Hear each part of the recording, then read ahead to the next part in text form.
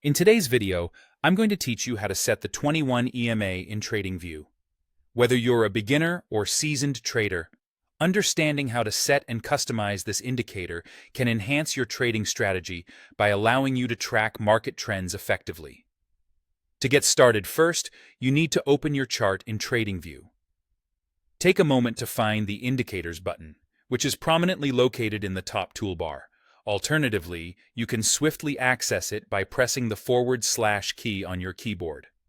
Once you're in, a world of indicators opens up before you. Here's a little tip.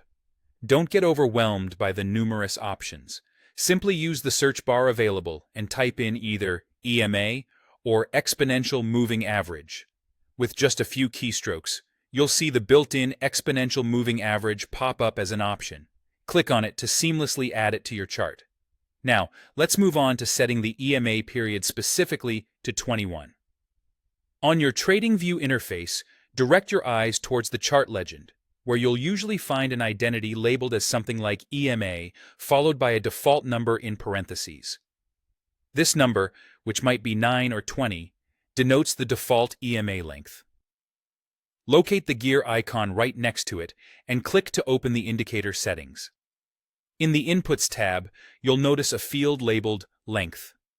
This is where you'll make the adjustment. Go ahead and change the existing number to 21. This sets the EMA period that we're focusing on today. Leave the source field as is. It's typically set to Close by default, which is common among traders. Shifting over to the Style tab, this is your chance to get a bit creative with how your EMA appears on the chart. You can make the line more visible and distinguishable by altering its color, adjusting the thickness, or even opting for a dash style that aligns with your preference. Choosing a style that pops against your chart's background is key to quick visual recognition, especially when you're in the thick of trading.